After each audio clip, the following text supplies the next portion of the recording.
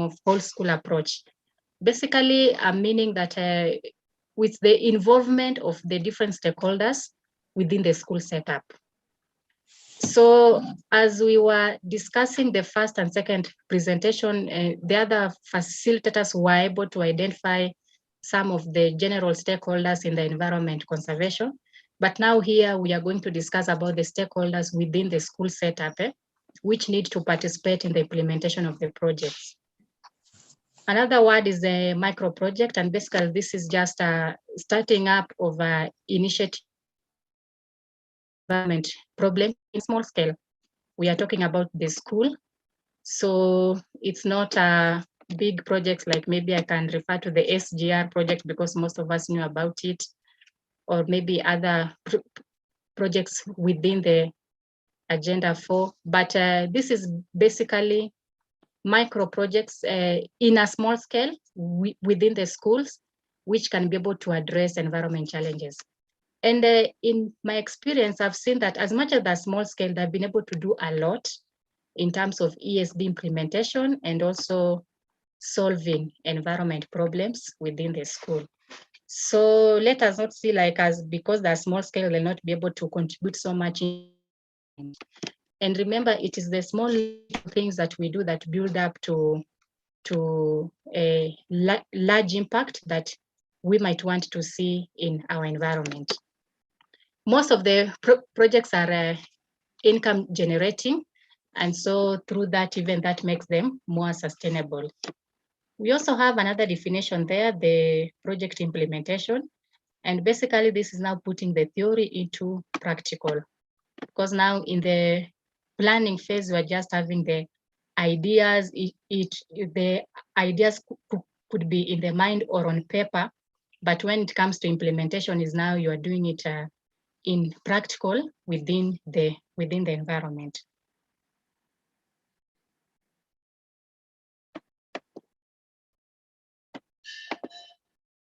Yes, so these are my examples of the school micro projects we can have.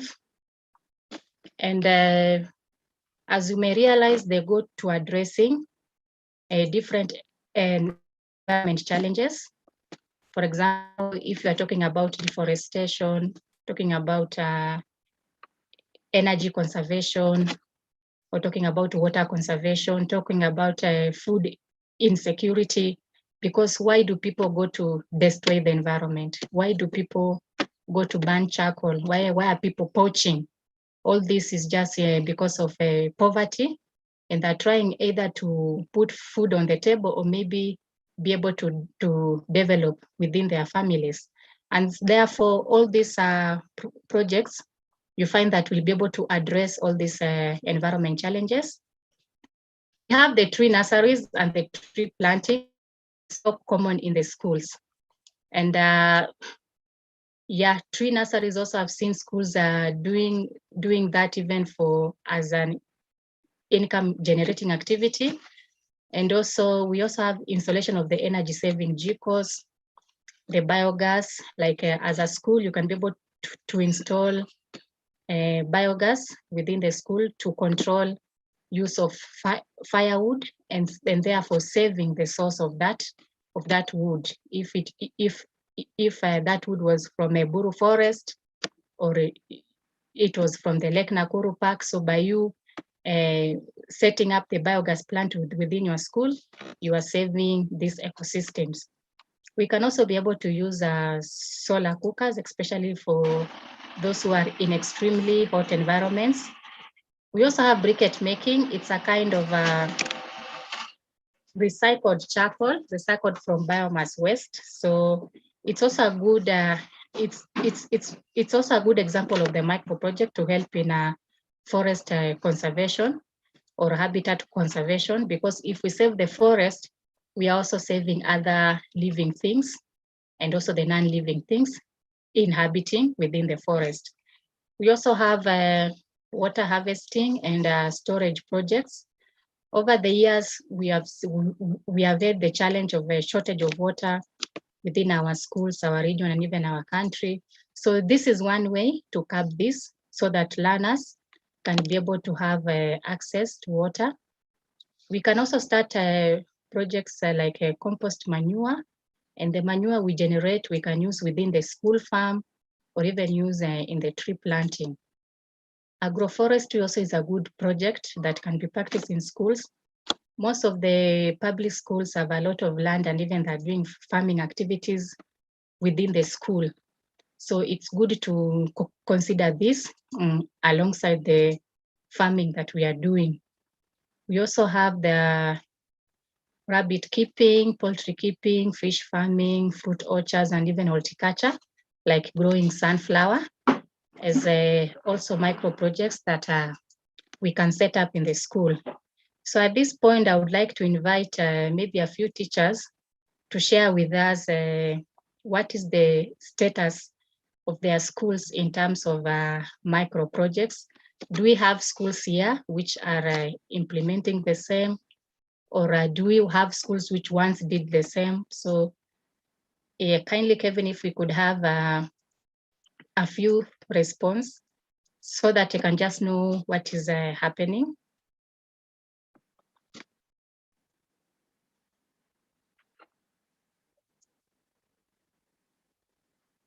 I'm glad that we have Mr. Nyaga here.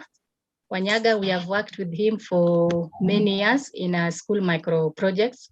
I hope also he can be free to share with us the milestone he has achieved or what he's currently doing about the school micro projects. Okay, any teacher that would like to give us a story, give us their conservation or their micro projects they're doing in their schools, like the story about it. You can just raise your hand or you can put it on the chat, whichever you best prefer. Considering that you have been working with Mr. Nyaga, I think he should be the one to start us off, to give us. He has raised his hand. Oh, okay. Let me look for him.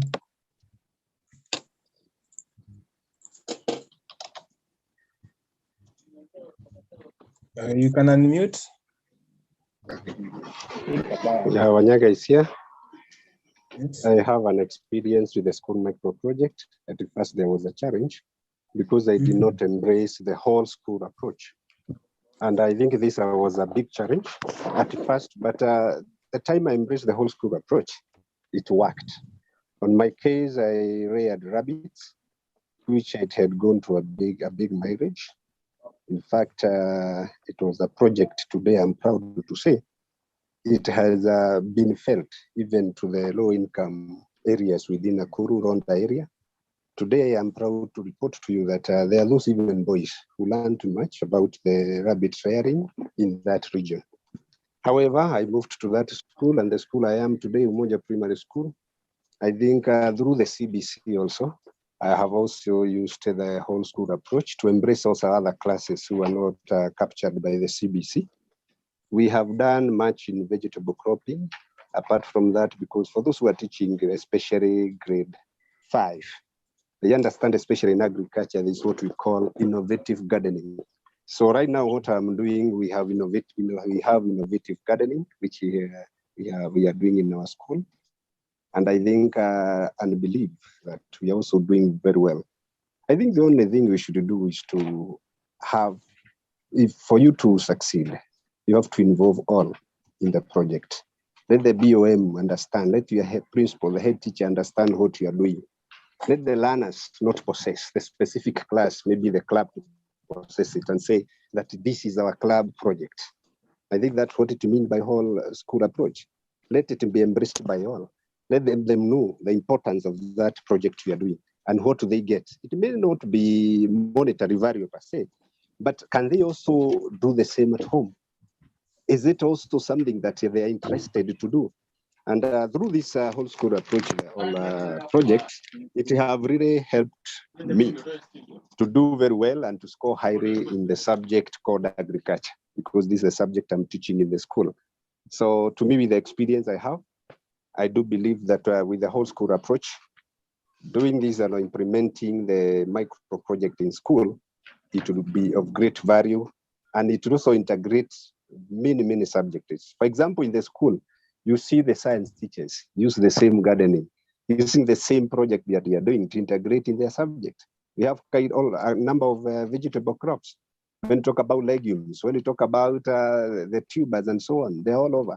So I think it is doable.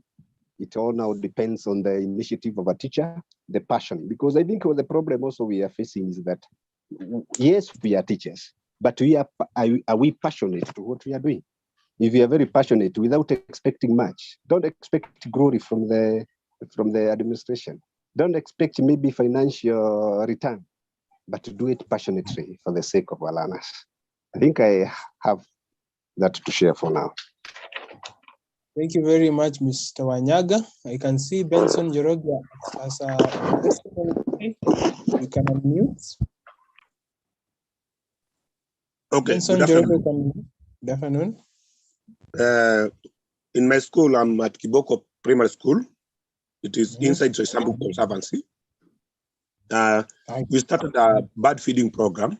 It's non-economical because we had tried tree planting, and we discovered that we were planting trees in the bedroom of the animals. So at night they sleep where the trees are, so they browse on the trees. So we could not plant trees. So we started just to let learners appreciate that they can also give back to the environment and the ecosystem. I encourage them to feed the birds. It's doing well, although we have some challenges. For example, the baboons also want to feed on the food that was meant for the birds. Anyway, from the projects that I've seen there, I think we can start something like making briquettes, because we can access that remains from the charcoal, and we have the soil, something that will not be spoiled by the animals. Thank you. Yeah, thank you very much, sir. You are doing a good job. And I believe through the discussion we are going to have with Madam Judy, she'll help you a lot in making sure that you are living friendly with the baboons around you. I can see Mr. Samuel Kirago says that he is engaged in their school with forestry and sheep rearing. Mr. Kirago, could you kindly elaborate on the story? And just unmute. Hello, good afternoon. Good afternoon. Oh, I'm Mr. Kirago from Munyo Secondary School. Yes. Hello, can you hear me? Yes. Yes. Yeah, I'm from Munyo Secondary School. In our school, we have a forest which we planted 10 years ago, and the school is benefiting from it in terms of supply of fuel and also building materials. We also have a teachers project on sheep rearing, of which we started with the 5 sheep. They had increased to cloud 30 there. And last year we managed to sell 20. And at the moment we have allowed 8 of them, which are still going on, and they are doing very well. This project has helped our teachers as well as our students.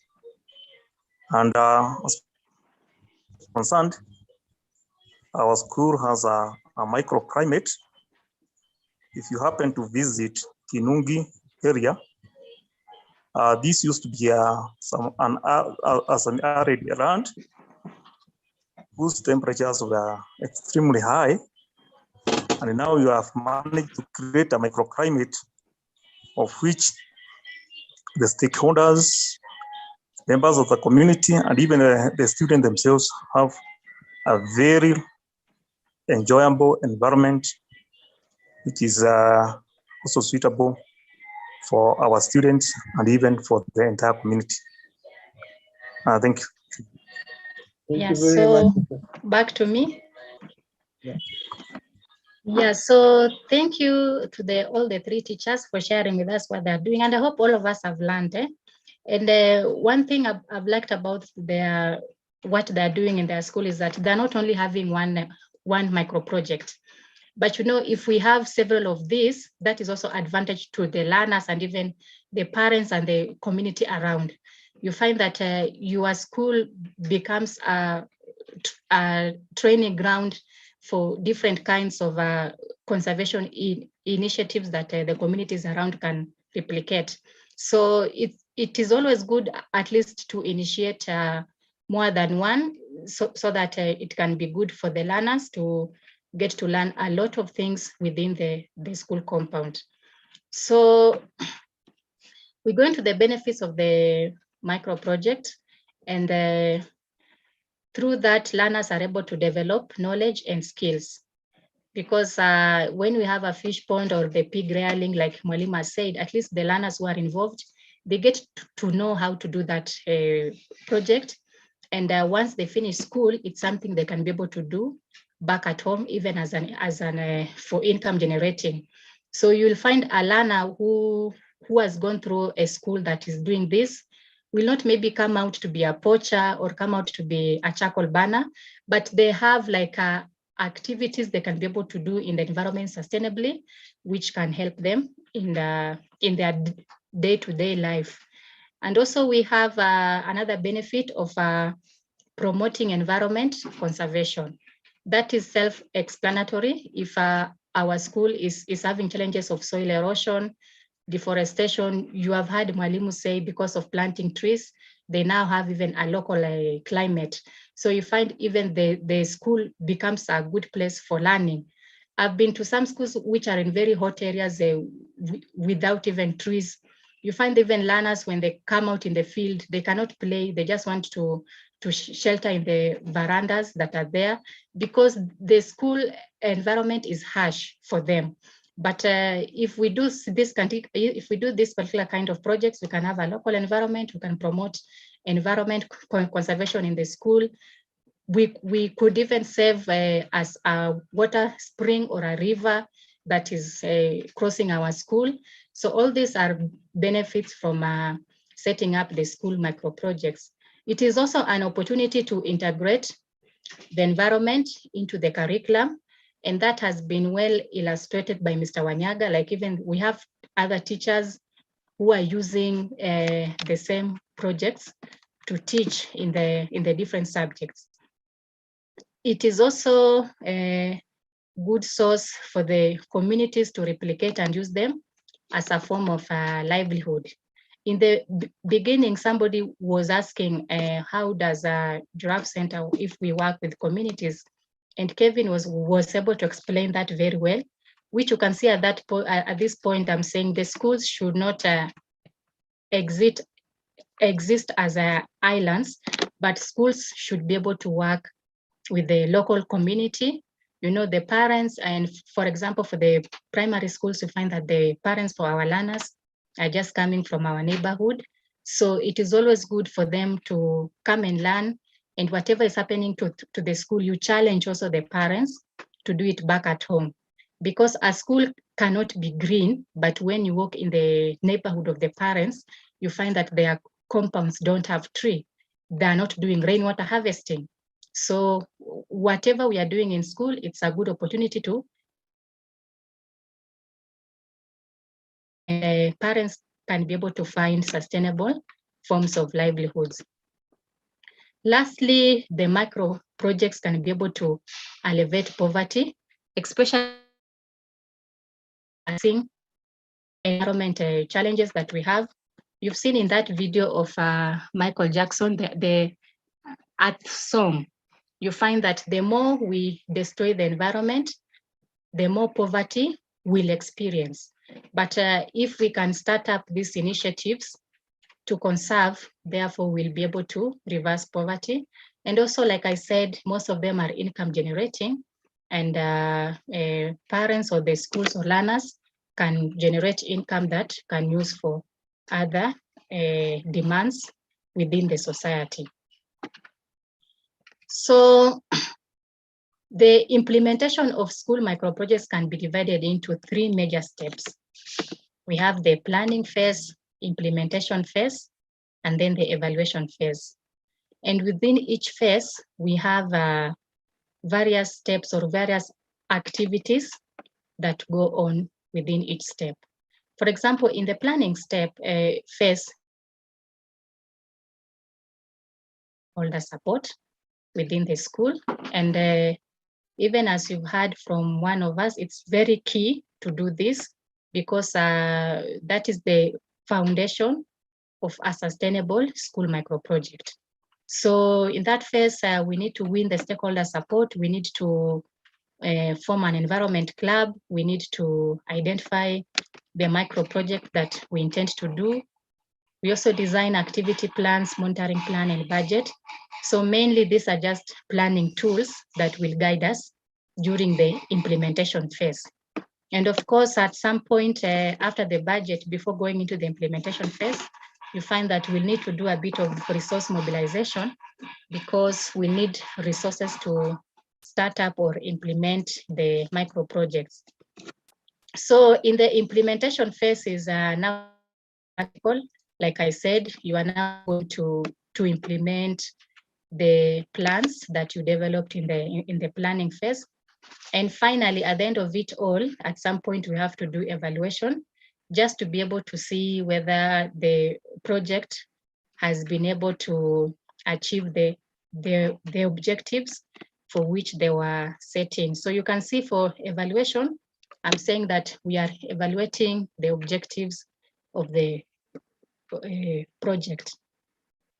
So in the planning phase, the first step is winning stakeholder support. And how can we do this?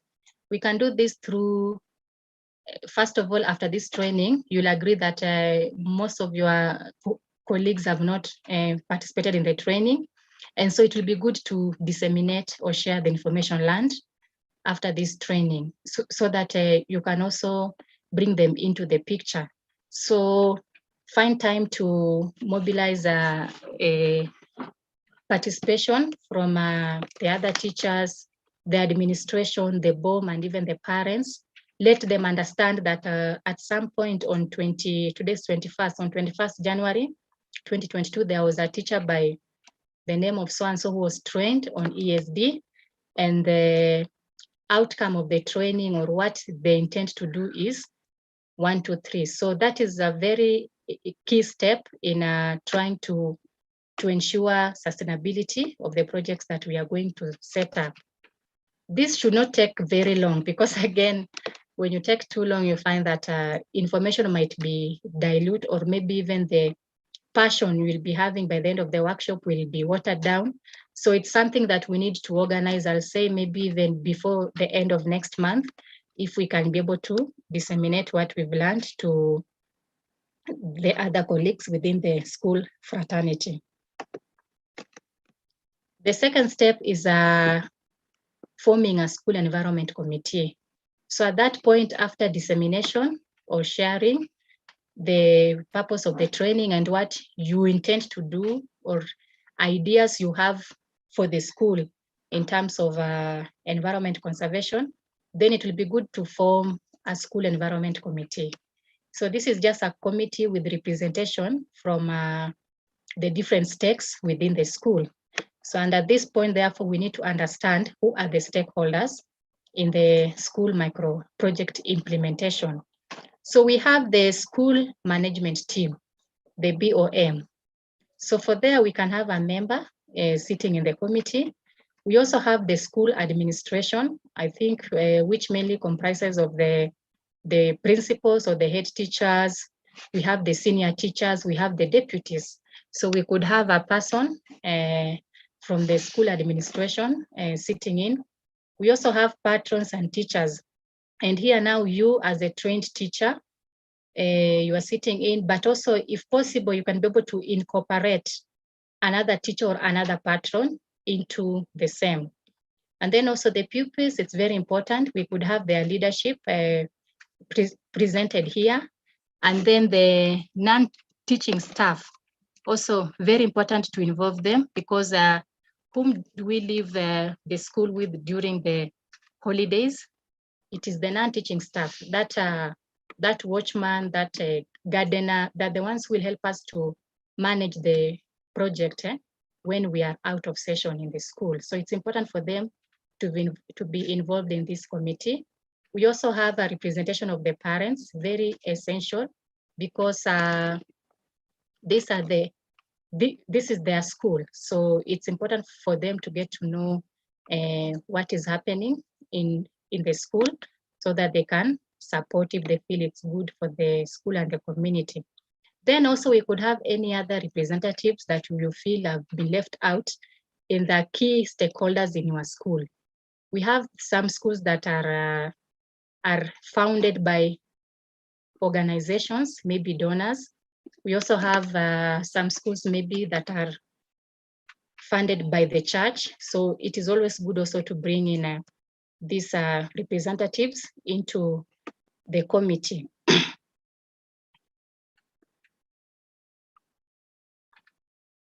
So what are their responsibilities? Number one, the committee should be able to develop, implement, and monitor the school environment conservation activities.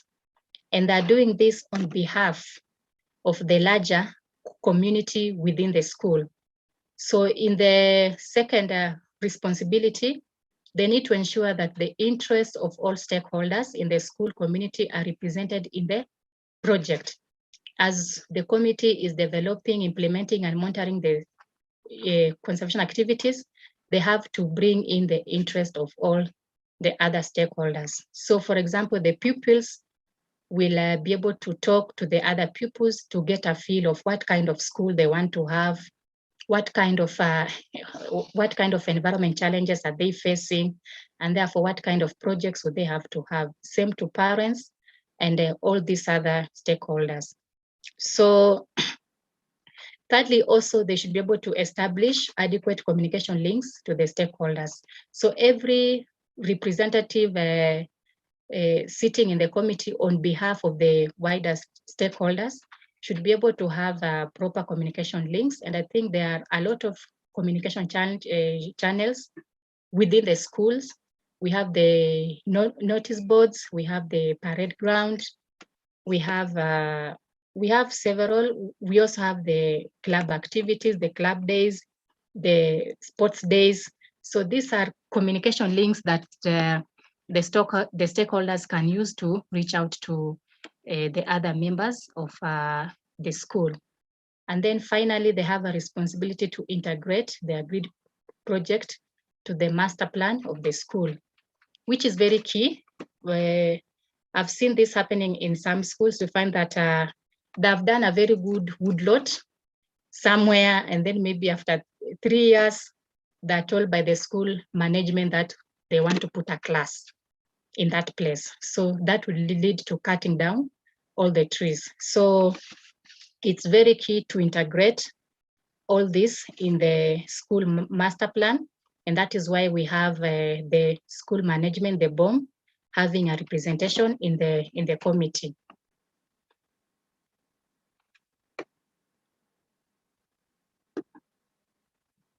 So yeah, we are moving on well. So after forming the school environment committee, then they should be able to identify the environment challenges in the school.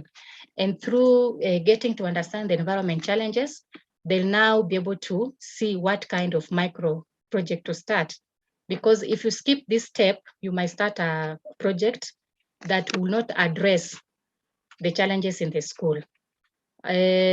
In my experience of working with schools, I've seen in some schools, you find that maybe they've come up with a tree nursery, maybe these fruity trees, but the learners would have wished to have fruity trees like the pawpaws being planted in the school, the mangoes, so that they can be able to get food during lunch break and even during the break times.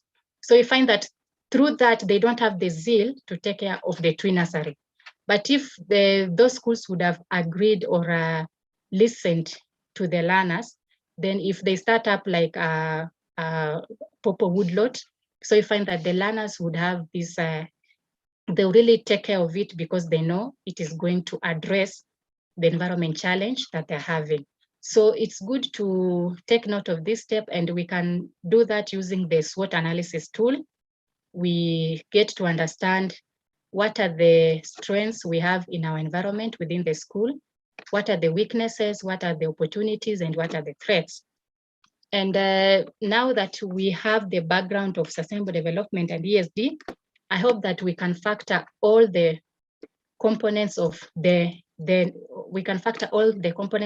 environment while trying to understand or get to understand the challenges that we have within our school. So when you are talking about environment challenges, we are not focusing only maybe on the biodiversity, on the living things, but it's also good to factor the societal aspects and also the economic aspect within the school. So the strengths are the internal factors that would promote environment conservation. And this could be maybe having a school fence. If you have a school fence, you know that that will bring good security to the kind of micro project you want to start.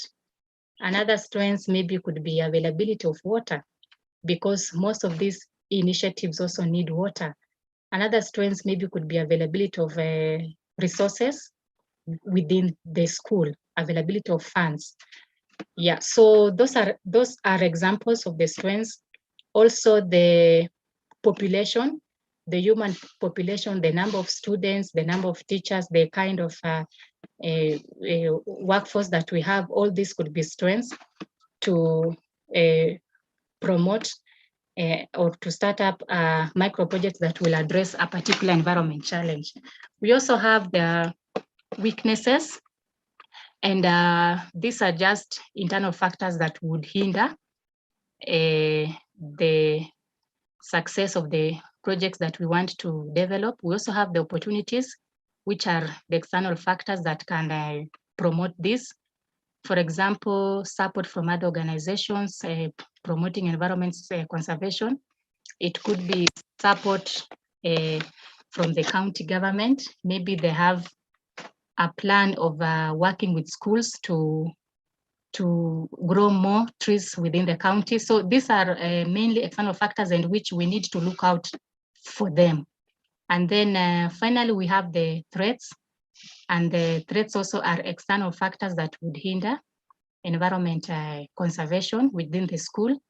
And for example, like the pandemic going on is a threat, because at some point you find that the schools are closed with short warning or temporarily or for a very long time. So it is good to identify all these strengths, weaknesses, opportunities, and threats, and therefore be able to prioritize that we want to set up within the school. I'm saying it is good to make a priority of the projects, because you might find that at the end of the SWOT, you might come up with many challenges, therefore leading to maybe you might need to start up many micro projects, but it's good to give them a priority so that we can see where to start, especially depending on the capacity that we have within the school. So after that, after identifying the challenges through the SWOT analysis, therefore we are going to action. We've been able to list like the challenges. Maybe there is a soil erosion within the school. There are some buildings that might fall down because of soil erosion. Maybe we have a challenge of within the school. Maybe we have a challenge of no trees within the school, so the school is very hot. So all this therefore would now come into setting, into drawing an action plan. And this whereby now we need to have smart objectives and activities. So SMART in detail is that they need to be specific, measurable, achievable, relevant, and time-framed. So whatever kind of objectives we are setting up need to be SMART, and also the activities. I'm going to show you sample objectives and activities simplified for the school setup, because we are talking about the school micro projects. For example, we could have an objective to increase the percentage cover of trees in our school to 50% by 2026. So if you look at that objective and referring to the SMART principle, I think we've tried to make it smart in terms of it is specific that we want to increase the percentage cover of the trees. And then realistic, maybe looking at the capacity we have and looking at the time frame, 2022 versus 2026, we might be realistic or not. So realistic depends on the capacity of the school, because you can't want to achieve all this in 2023 and you don't have all that capacity. And also time bound is there in the SMART principle. It is time framed. It is by 2026.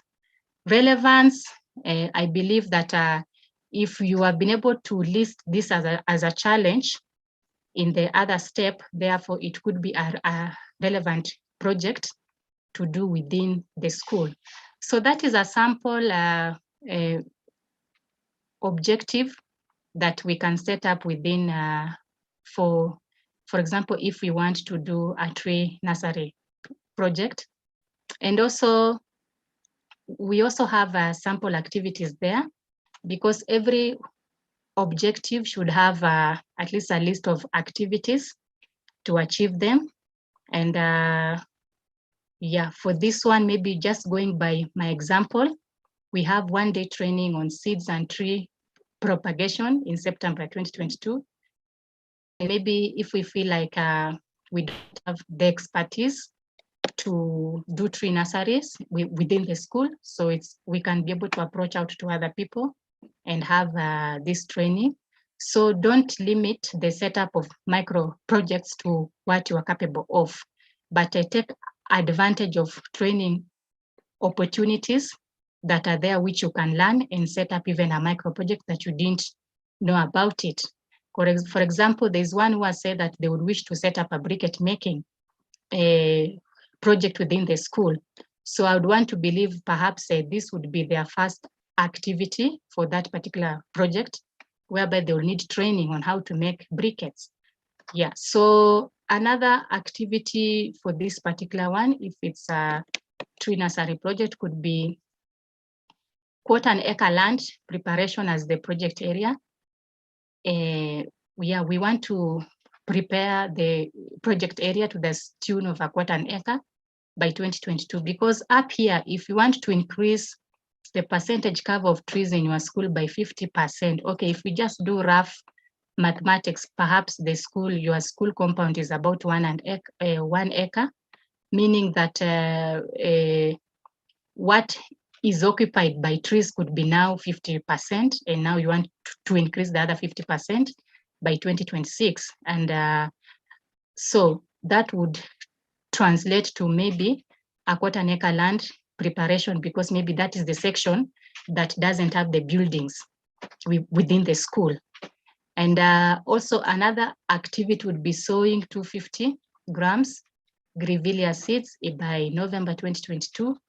Another activity could be potting of 1,000 grevillea seedlings by January 2023. So all this is just a sample, but the most important point is that you get to understand how you can make your objectives and activities to be smart, specific, measurable, achievable, realistic, and time bound. So when we share the slides with you, you can take time at that slide and just get to understand how you can make the objectives and activities to be smart. So after having that list of objective and activities, it's good now to translate it into a plan. And remember, we said these are tools that will guide you in the next phase of the project, the implementation phase. So a sample or plan for the school setup would just have like what, when, how, who, why. So what are you doing? When are you doing? How are you doing it? who is doing it or who will be in charge and why. Yeah, so all this will just help you to guide you on doing the, we will be able to guide you in step 2 when you'll be implementing the projects. And you can see there in the column of who, this is where we bring in a whole school approach. We cannot have there trained teacher, trained teacher, trained teacher all through. So it's good to bring in the different stakeholders also. We could even have more than one person at a particular activity. It just depends with the kind of activity that we are listing, but it's not a must to be one person per activity. And in fact, the more people we have in each activity, the more transparency and accountability of that, and also sustainability of the implementation. So here at who, let us be careful to bring in other stakeholders also to be involved in the implementation of the project. And also why, that column is vital, the why column is vital to explain to us if we really need to do that activity or not. Because if you come here to why, if you don't have an answer for why, then it means that particular activity is not very keen to that particular project. So it's good to have the whys, and that will explain the needfulness of each of the activity. So on what, the column on what,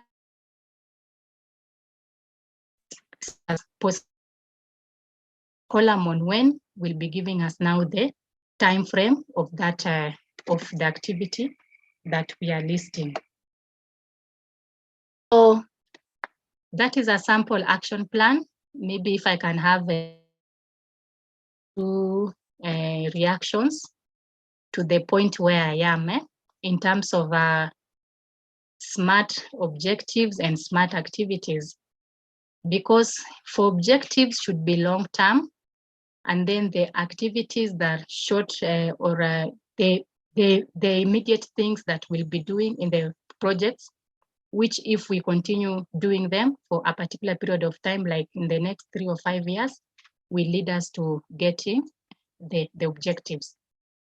Yeah, so do we have any point to clarify before I continue? Maybe I can have 1 or 2.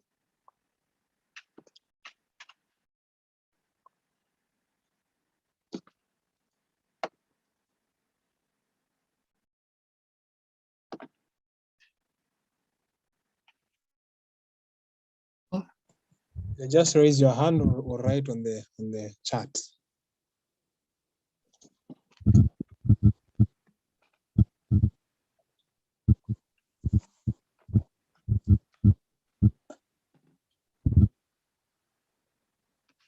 I think there is none. You can continue. Thank you.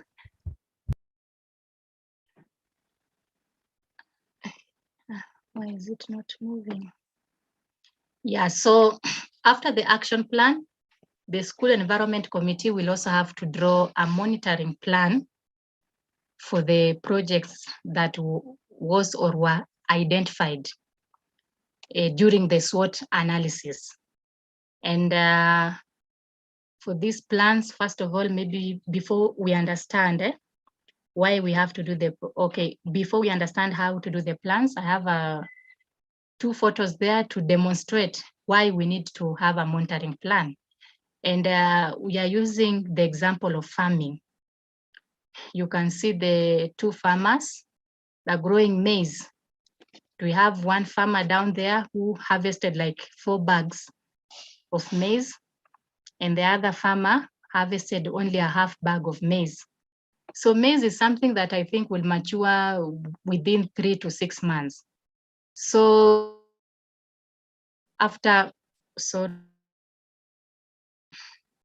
it means that after growing the maize, it is very important to keep on monitoring to see whether there is need for weeding, to see whether there is need for adding maybe manure or doing gapping. You see, all that is part of monitoring, because if you don't visit the project site, you will not see that the leaves are turning yellow and they're that.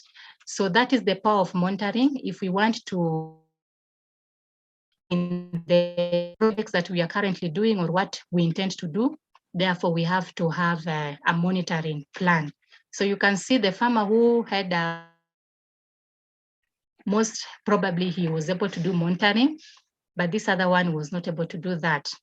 And maybe again, this farmer who has 4 bags of maize, maybe his capacity was maybe even 10 bags, but also depends how monitoring was done. So it should not just be monitoring of by the way that somebody went in the project and took note, but it's good also to reflect on the results so that you can get to understand how to improve the project if it's facing challenges. So all that I'm going to share as I continue with the presentation.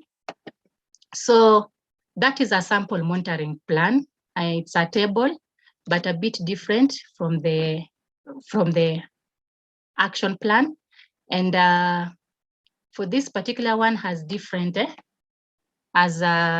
different kinds of column. We have the who, the activity, the target.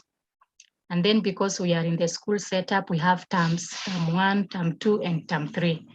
Yeah, so here we are supervising ourselves. In the action plan, we are giving each person the activity to do. But now in the monitoring plan, we are supervising ourselves. So if it's the students, they'll be in charge of what, and what is the target, and what have they achieved all through the year. If the ESD champion, that is maybe the trained teacher, what is the activity that was supposed to be monitoring, and what was the target given, and then what have you achieved throughout the year.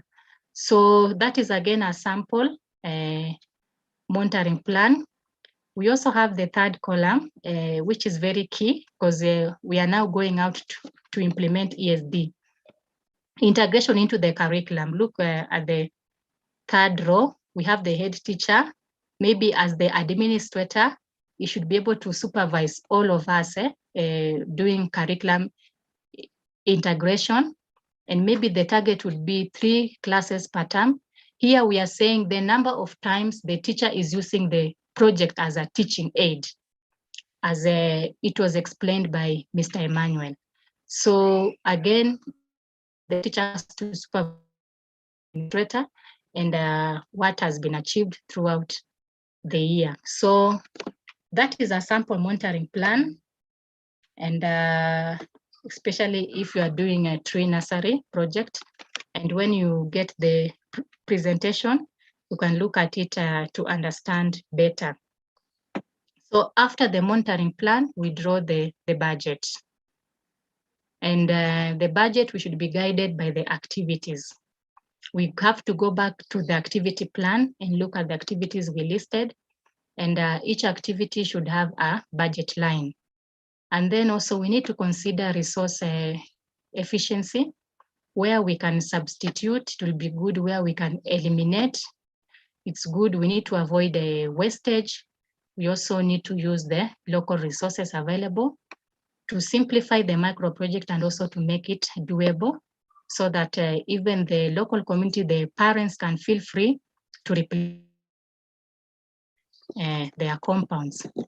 In the budget section, it is also good to always compare the markets. For example, you want to buy a water tank, you can compare in the local hardware versus maybe getting from the major town. Yeah, so that you can see whereby you can get the best deal. Also in the budget, it's good to consider contingencies and miscellaneous, because many times we find that when we are budgeting, maybe we will not start immediately. We might take maybe a few more months as we to organize ourselves. And by the time we start to implement the project, you might find that the and also even maybe other things would come in that would need budget in the activity section. have to consider having miscellaneous.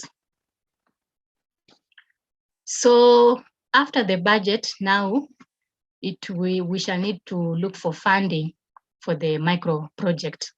And that is a point whereby the School Environment Committee has to be innovative enough to try and mobilize for this project can continue, and especially if the school believes that it is vital, it is a vital project that should address a particular environment challenge. So there are different ways we can tap resources within the school or our environment, or our locality. And these are just ideas that I have. I know maybe one or two can work for your school setup, or maybe you could have other ideas that are working for your school setup that are not here, and which also you can free to share in the chat boxes. Yeah, so we can task the parents to contribute towards the micro project. That is one of the ways we can tap resources within our school. I know it is always a burden to the parents, but maybe if you find that even if we task like each parent to bring 50 shillings, with the many parents we have, we might get something to start up the micro project. And sometimes even contribution from the parents can be non-monetary. For example, if we have a school garden, we could task some of the parents to come and dig in the farm, and therefore save the school the cost of a farm laborer. So also that is the contribution we can get from the parents. It should not only be monetary, but also it can be contribution in terms of them working in the project. We could also use or recycle different waste materials we have within our school. There could be those old basins or old wood. Maybe there was some wood with just lying there is what you can use to make shelter for the poultry, or even, for example, if it's old basins or tires, you can use them as tree nursery, maybe for growing seedlings. Yeah, so all these are things I've seen in other schools, and I believe that can also work for our schools. We also have material support from other stakeholders. You might find that well-wisher within the community who might be. You might also find support from other organizations like the Giraffe Center or the Wildlife Clubs of Kenya or the county government. We also have a proposal writing. This is where now we are writing to seek for funding from donors. And so it's good to identify who are the donors working with schools in your region, who are the donors working for environment in your region, and what kind of support do they give out. So it is always good also to take time and compile proposals and submit for donor funding. We also have partnerships. We could start up a micro project in partnership with another stakeholder. For example, we could have the tree nursery, of which maybe a local bank would come to take it and plant maybe somewhere. So it is also possible to explore partnerships that are there within our region. And this is one way we can get funding or resources for the micro project. Also, we can ensure to have income generation from the projects. For example, if you have the poultry project and it's generating income, you can use that to start the tree nursery. So from the funds generated from the pig farming or the poultry or the rabbit keeping, you can use the funds to start up another project. Also through savings, like whatever savings the school can make, they can use that to start up the micro projects. And finally, donations from well-wishers. So these are ideas of which we can tap for resources to start the micro projects within our school. And most importantly, we need to consider use of local available materials to set up the micro projects. So all that was just the planning phase of the micro project. There is a lot that comes into the planning, and planning has to be done in a very good. It can be able to promote during of the project. So it has the planning phase has various steps, and it doesn't mean that it should take quite a long time. But things like to do with the activity plan and the monitoring plan, they can all be set like in one meeting or maybe 2 or 3 meetings. So it's not let us not drag the setup of the micro project by taking too long in the planning, even though the planning phase, as you've seen, has several steps that would need to be undertaken. So after planning, we now come to the implementation phase of the projects. And here we are just implementing the planning tools. We are implementing the action plan, the monitoring plan, and the budget that we developed during the planning phase. And again, I would like to say in the implementation phase, it is always good to be flexible. Let us not just, for example, if in the how we planned in the action plan, let us not just stick like that, because you find that as you are starting to implement the project, which might affect the implementation of the project. So that is why now monitoring, keep on monitoring alongside if that is that you need to make in the action plan, you continue doing the project implementation. So don't be that leader or teacher who says that this is what we planned and we have to do it. You know, when you start doing implementation, things might change. So it's always good to allow flexibility in a project implementation. The most important thing is to remain on course, to ensure that the activities you have listed will still be able to lead the school to achieve the objectives. So the the implementation is guided by the objectives and also by the action plans, and also there's need for continuous monitoring. And in the monitoring, we need to document the results. In fact, I always advise that as a school, we might need to, it's good to have maybe a file or a book just for the micro project or general environment conservation within the school. So that is the place whereby we need to record everything that is happening in the project. For example, the number of 12 seeds we bought, when we did the land preparation, when we sowed the seeds, all these steps. It's good to have to document all of them, which will always be point of reference, especially when monitoring to improve in the next phase of the project implementation. And then finally, also in the implementation, we have to keep on reflecting on the monitoring results that we've documented in our records. So it's always good to document these results and even share with the school, with the school fraternity, maybe through the environment committees. Let everybody be aware of what is happening, what are the results, how far we are with achieving the objectives of the micro project. So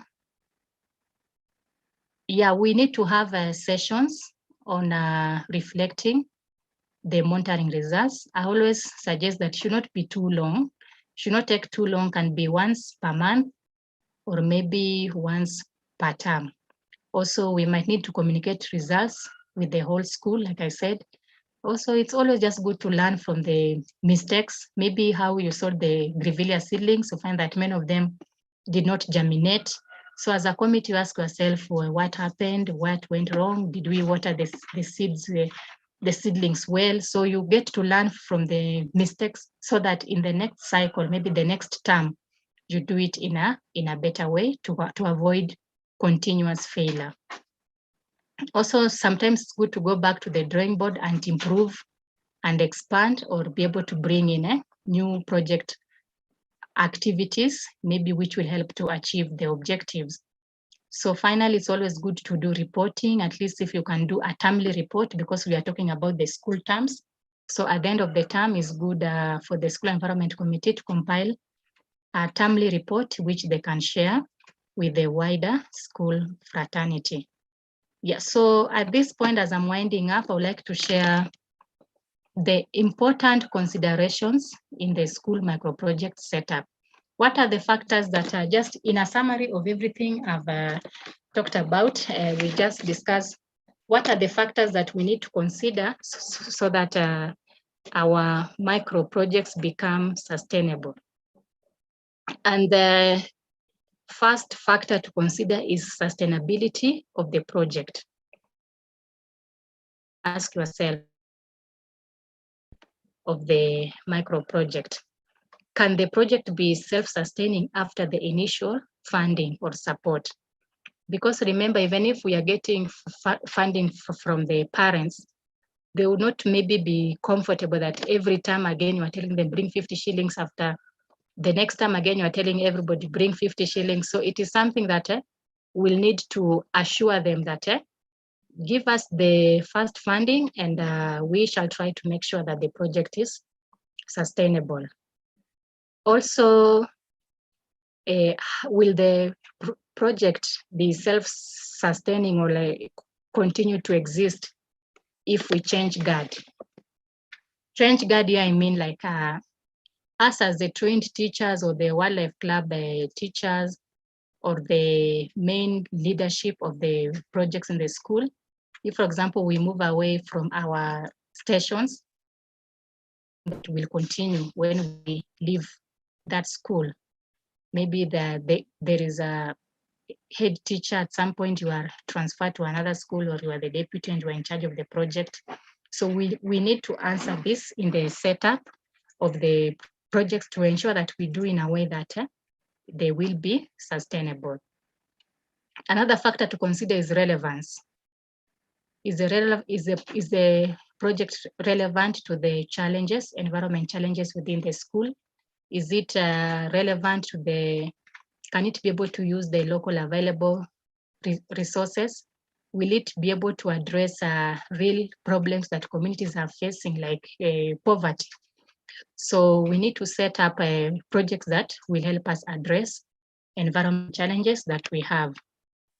Thirdly, it's good to factor in ownership, and ownership is who owns the project. Do students and the local community and the rest of the school feel part of the project? And all this can be achieved, of course, through the whole school approach, even like Mr. Nyaga told us. Once we just embrace everybody into the project, everybody feels part of the projects. They get to see the benefits of the project, they get to see the results, and all this gives them the desire to continue implementing or doing activities in the micro project. So accountability is also key. If there are any returns to be done, for example, back to the parents or the donors, can we be able to be accountable of how the funds were used to set up the projects?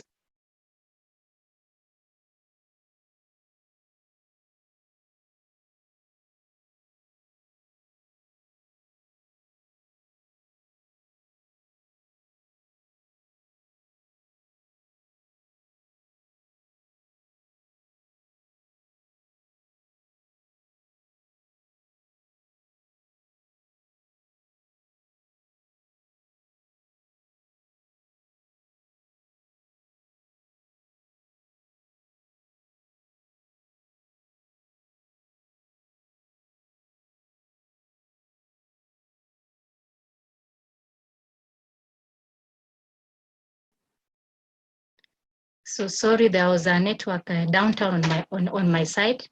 So again, accountability. You find that a school has maybe a garden. I saw in one school where they had a garden, and so they had some vegetables in the garden. And once the vegetables were mature, the principal used to come and harvest the vegetables and go. Now the watchman who was taking care of the garden, when the holiday, he let the goats eat the vegetables. So if everybody can be able to benefit in a small way in the micro projects that, or let them understand we have this particular kind of benefit, but maybe even if that we cannot all of us get to enjoy the vegetables or the pigs, then we are selling so that we can buy more desks for the students or something. Let everybody feel that they've been able to benefit in one way or another. And that is what entails of accountability. We also have participation as a factor to consider when setting up the micro projects. So everybody, we need to be smart in a way that everybody has to participate, and have been the monitoring plan. And then another important consideration is the impact of the project that will create in the school and in the society. So we have to continue being resilient and do the activities for a long time. Remember, something like impact doesn't come after, it comes after 5 years and below. After 5 years and beyond. Because if you plant trees, seedlings today, maybe in the year 2022, you find that the trees have to take a long time to mature so that they can be able to give you that shade and change the local climate within the school, as has been explained by one of the teachers. So to be able to achieve the impacts, we'll need to sustain the day-to-day the activities in the school micro project. And finally, it's good to consider the social cultural issues. What kind of environmental conditions are we at? For example, if it is a dry place, what kind of micro projects can you set up depending on the local environment conditions, also the available resources. We also need to factor in culture, because maybe we don't need to do things that are not supported by the culture of the local community, because they'll just come and destroy that particular project. So all those are factors to consider when setting up the micro projects, and if we can we can consider all these and the steps I've been able to share with you, I believe that the micro projects that you will set up will be sustainable. So as I say, thank you. It will not be easy when you start doing this, but through resilience, you can be able to achieve your desires to change the environment of the school. Yeah, so thank you for listening to me. That's the end of my presentation.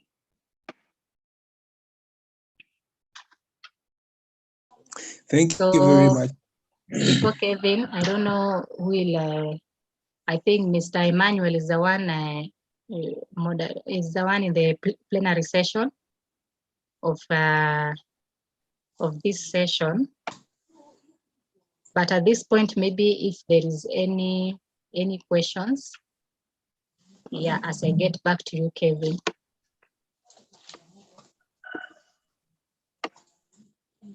Yes, if you have any question, you can just post on the chat, or you can just raise your hand.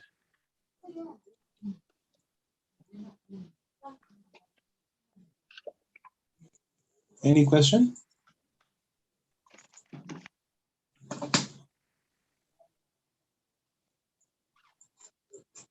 Any question, Mr. Emmanuel, Mr. Judy, Mr. Victor are here to answer your questions. So you can just ask. Mr. Karithi says a big thank you for the systematic presentation. Yeah, welcome.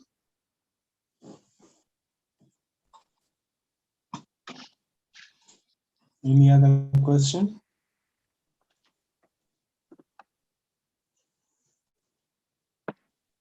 So by that side, great presentation by Godfrey Mwangi says great presentation. Joseph Omari says very enriching session, a lot learned. Josiah Kariuki says well presented. So by that silence, I'm assuming that once you are ready, you can hit the ground running.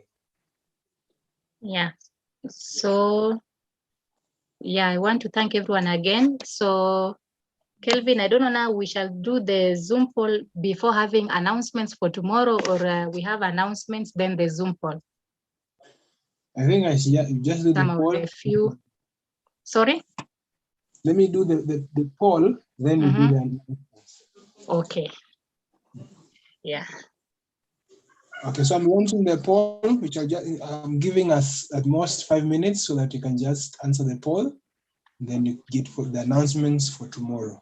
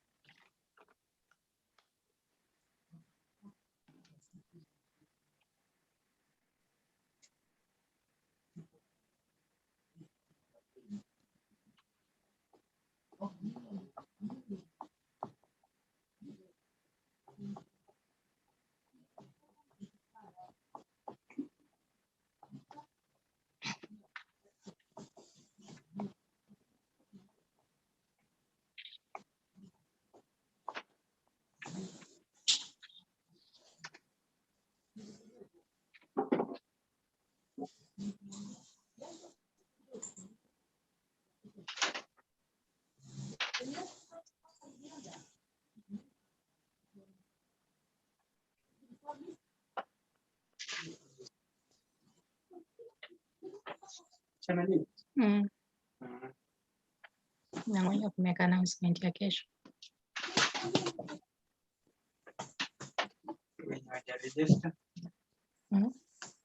Kuna wenye hawajaregister?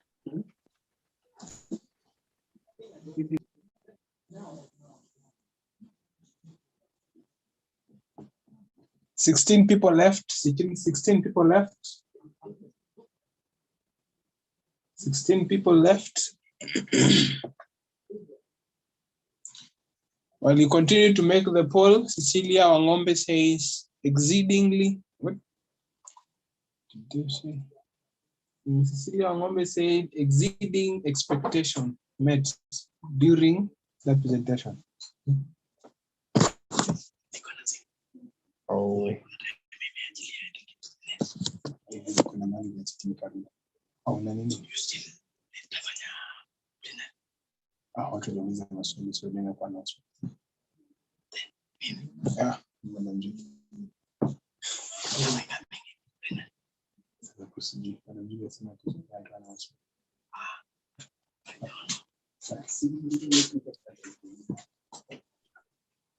I think everybody, I think everything was satisfactory.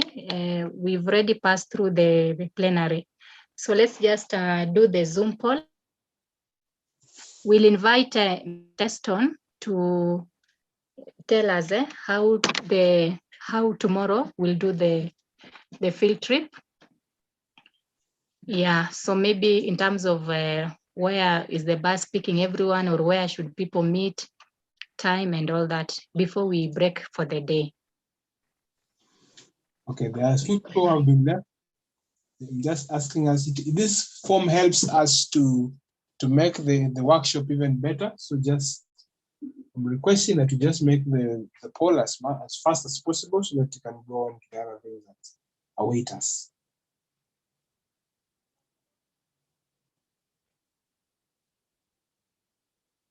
The 13 people left, please.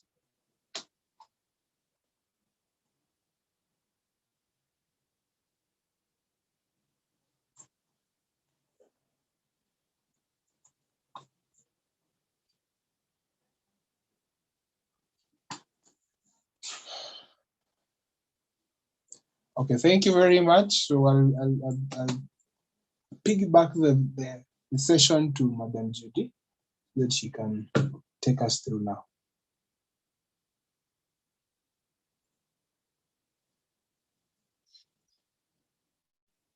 Madam Judy can carry on. You unmute.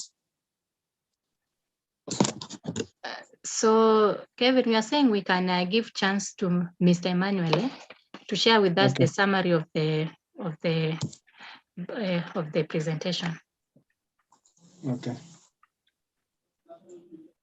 Mr. Emmanuel, I unmute first.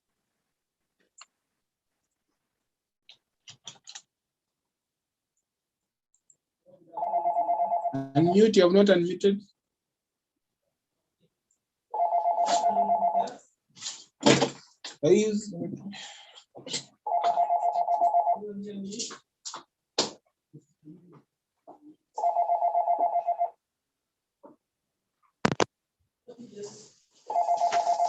Hello.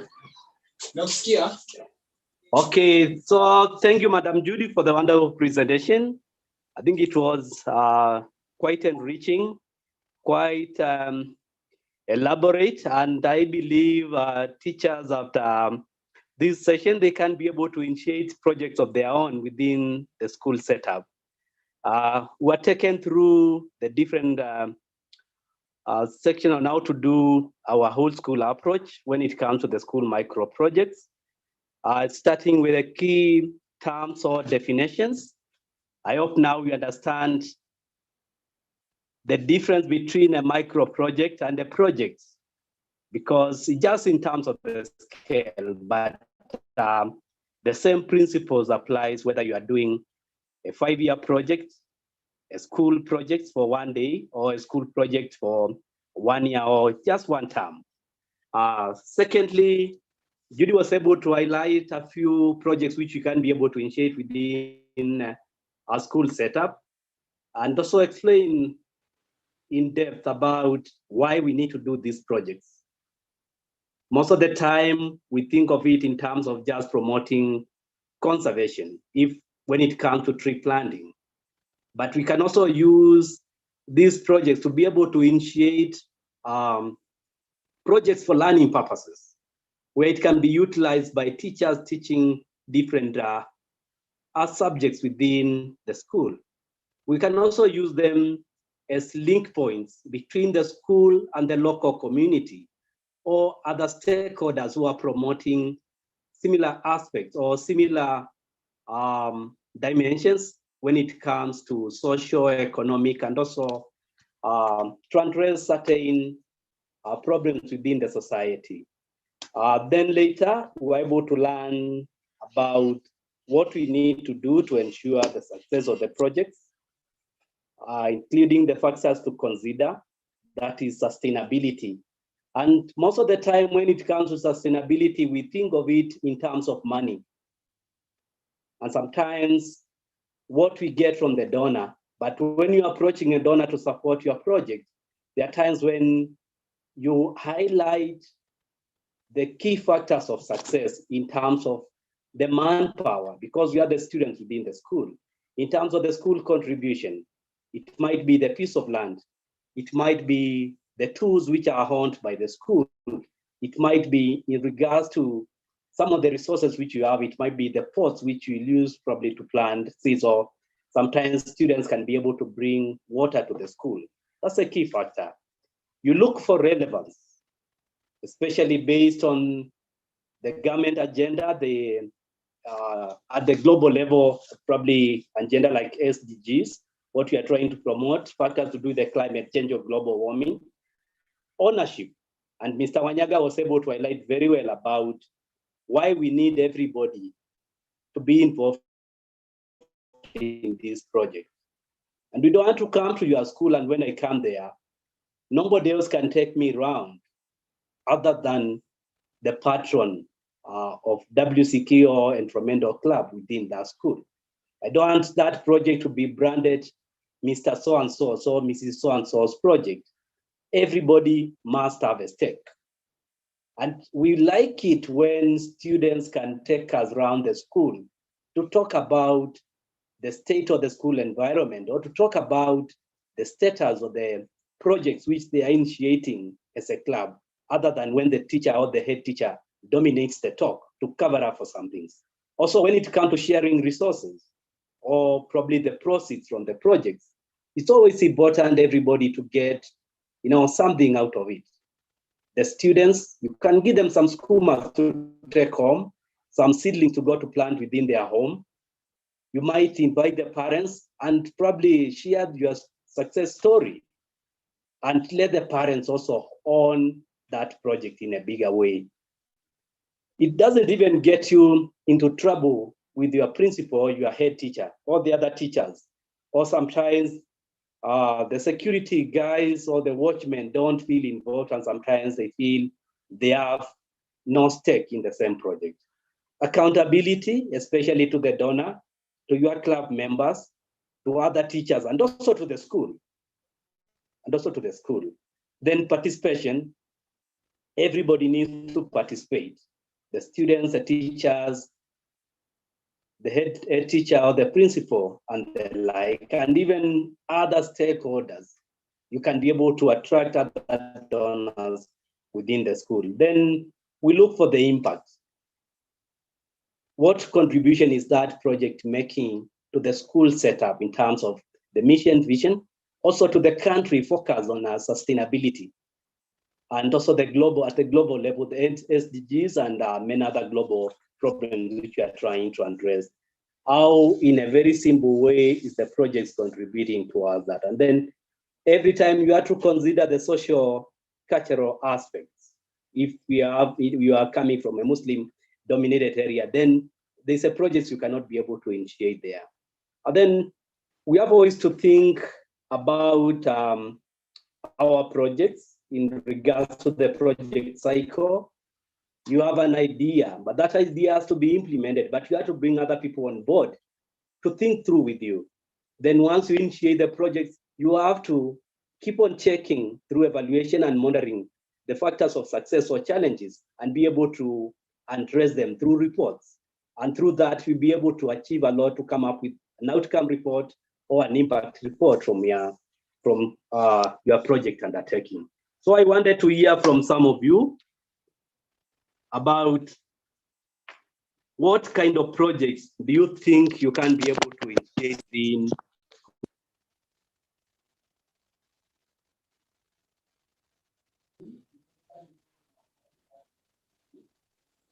Okay, yes, as you have heard, Mr. Emmanuel, we just like to hear from some of you, 2 or 3, what kind of a project would you like to engage in?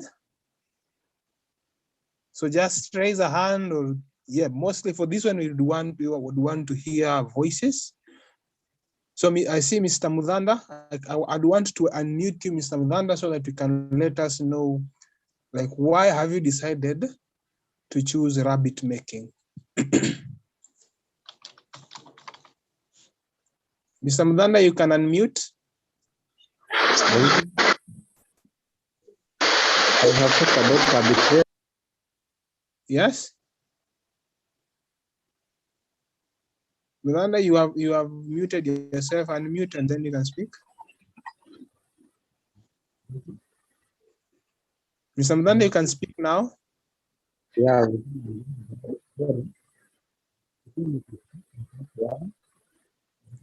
You are very low.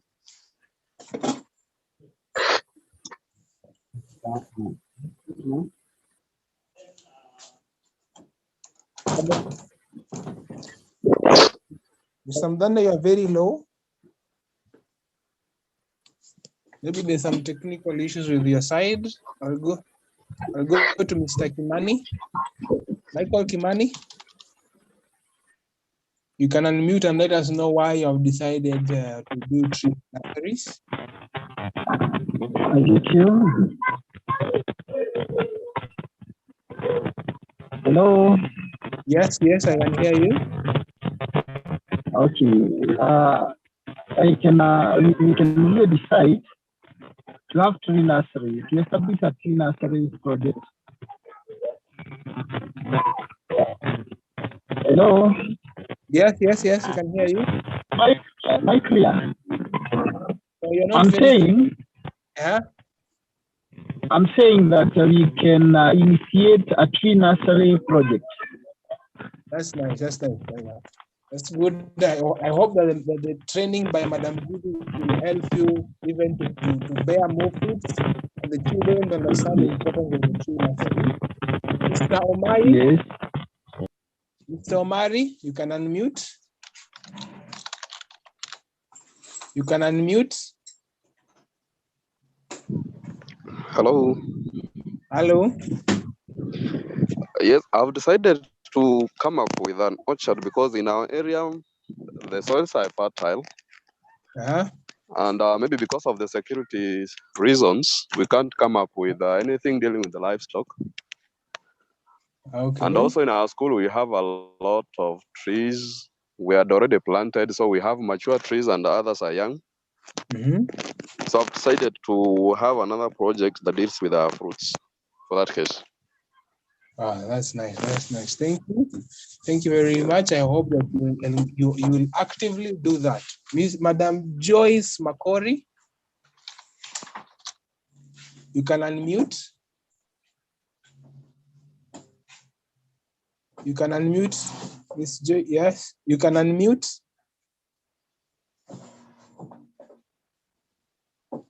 You can unmute. You have not unmuted.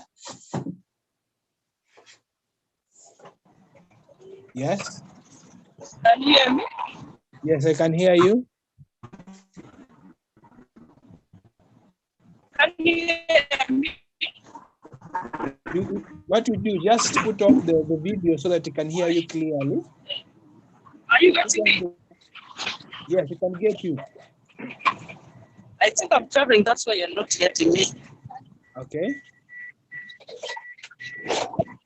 Yes, I'm traveling, that's why you're not getting me. Yeah, I'm saying you can just talk without the voice, without the video, so it will be easier now.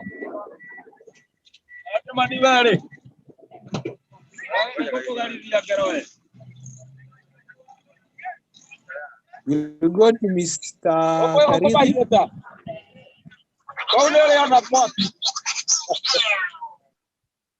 Mr. Karidhi, Samuel. I can see you have said you'll work on tree nursery and beetroot farming. So how do you see doing that now? You can unmute Mr. Kariti.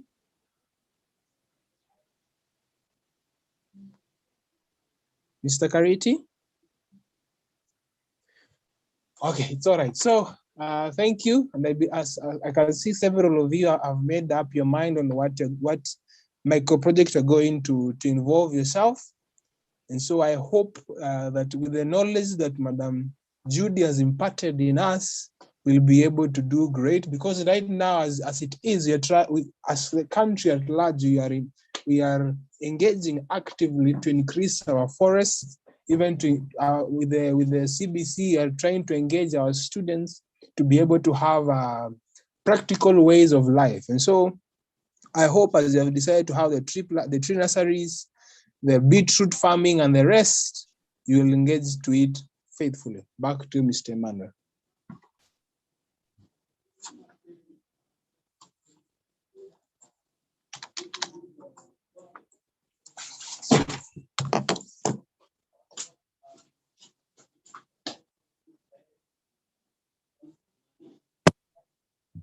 Used to support schools with some seed money. we're still evaluating the process because we had put it, we had suspended it because before even COVID came, before even the main AFU's grants program had been suspended, but it's a factor we are going to consider. But this time around, we won't be just dishing out some little money to hundreds of schools, but we want to try in every county to have a good school, which I'll call a model school when it comes to sustainable practices. Judy, she's in charge of the program, and we'll see how best we can be able to work on this.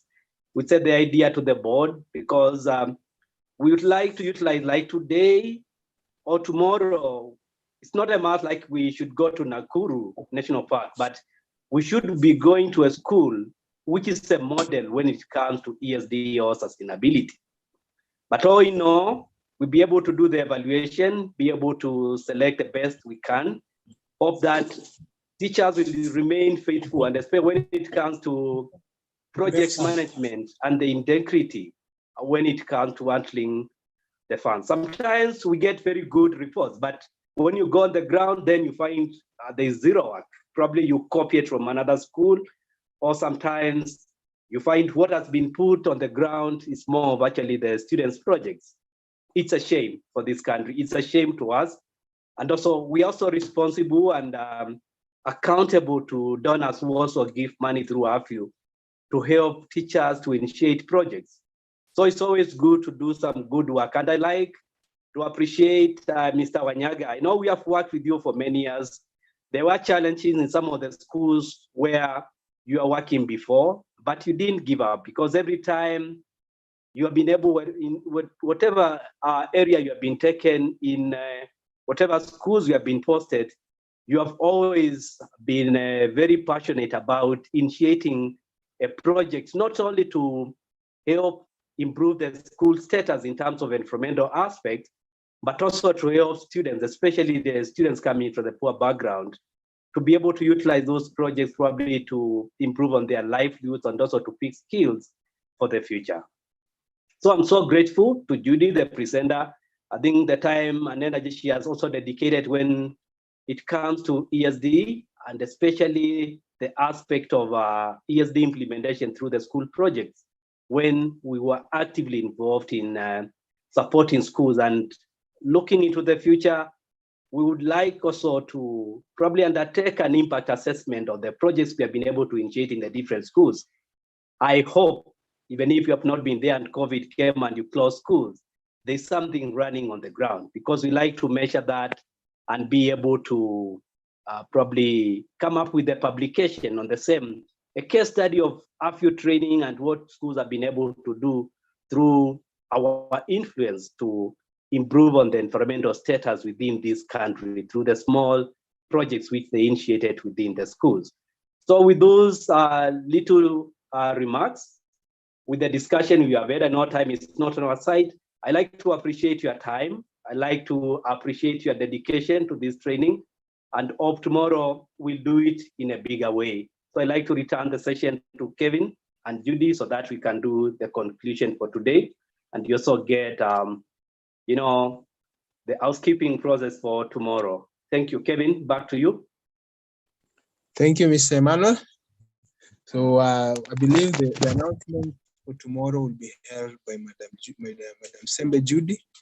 And so let's hear from her. Yeah, so I would like to do this with Mr. Eston, because he is the one who will facilitate the field trip. But on my side, I want to say that tomorrow we still have sessions going on.